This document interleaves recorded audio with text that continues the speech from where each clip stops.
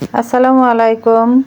আজকে আমি ফ্রোজেন করা কুচি পেঁয়াজ দিয়ে পেঁয়াজু বানানোর রেসিপিটা তোমাদের সঙ্গে শেয়ার করব। তো দেখো, এখানে আমি রোজা থাকার জন্য প্রত্যেকটা কাজই গুছিয়ে রেখেছি। তো পেঁয়াজও এরকম পরিষ্কার করে কেটে ঝুরি করে ডিপ ফ্রিজে সংরক্ষণ করে রেখেছিলাম। তো সেই পেঁয়াজটা দিয়েই আজকে আমি পেঁয়াজি বানানোর রেসিপিটা দেখাচ্ছি। তো পেঁয়াজ বের করে সঙ্গে সঙ্গেই দেখো আমার যতটুকু লাগবে আমি ততটুকু পেঁয়াজ নিয়ে নিয়েছি। বাদ বাকি পেঁয়াজটুকু কিন্তু সঙ্গে সঙ্গেই ডিপ ফ্রিজে রেখে দিতে হবে আবার সংরক্ষণের জন্য, না হলে কিন্তু পানি উঠে গেলে সেই পেঁয়াজটা খেতে ভালো লাগবে না। আমি ডিপ ফ্রিজে সংরক্ষণ করে রেখেছিলাম সেই জন্য যে স্বাদের হেরফের হবে তা কিন্তু হবে না, একই স্বাদ লাগবে। শুধু আমার কাজের সুবিধার জন্য আমি অনেকগুলো কাজ এরকম করে রেখেছি। তো দেখো, পেঁয়াজটা এখন আমি ডিপ ফ্রিজে রেখে দিচ্ছি। বড় বড় যে পেঁয়াজের দলা সেগুলো আমি হাত দিয়ে ভেঙে নিচ্ছি, একটু চাপ দিলেই ভেঙে যাবে।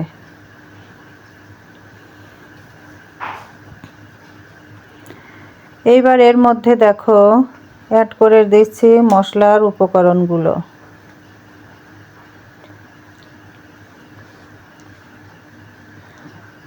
মরিচের গুঁড়ি 1 টেবিল চামচ, হলুদের গুঁড়ি 1 টেবিল চামচ, ধনিয়ার গুঁড়ি 1 টেবিল চামচ। এদিকে ভাজা জিরা এবং গরম মশলার ডাল ফল একসঙ্গে পাটায় পিষে সেটাই ব্যবহার করলাম। লবণ স্বাদ অনুযায়ী দিয়ে দিলাম।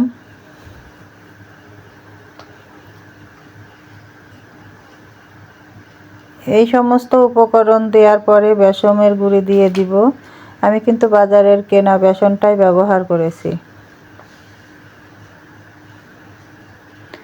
এদিকে দেখো, এটা কিন্তু আলু চাউলের গুঁড়া, বাজার থেকে কিনে আনা গুঁড়াটাই ব্যবহার করছি। এইবার আলতো হাতে মাখিয়ে নিচ্ছি। এখানে চাপ দিয়ে দিয়ে কিন্তু মাখা যাবে না, পেঁয়াজ থেকে পানি বের হয়ে গেলে তখন কিন্তু পেঁয়াজি খেতে ভালো লাগবে না। এদিকে আমি 1 টেবিল চামচ আদার পেস্ট, 1 টেবিল চামচ রসুনের পেস্ট দিয়ে আবার আলতো হাতে কিন্তু মাখিয়ে নিচ্ছি।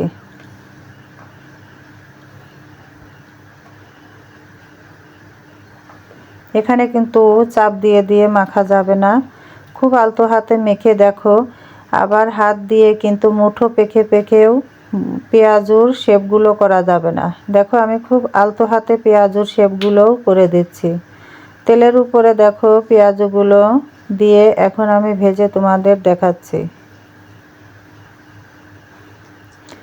আমি যেই প্রক্রিয়ায় বা যে প্রসেসে পেঁয়াজিটা বানাচ্ছি তোমরা এইভাবে বানিয়ে একদিন খেয়ে দেখো, খুবই সুন্দর লাগবে। বাজারের পেঁয়াজু থেকেও অনেক সুস্বাদু পেঁয়াজু হয় আমার এই পেঁয়াজু, আর অনেক মুসমুসে, অনেকক্ষণ মুসমুসে থাকে। একদিন পরেও এই পেঁয়াজিটা মুসমুসে থাকে।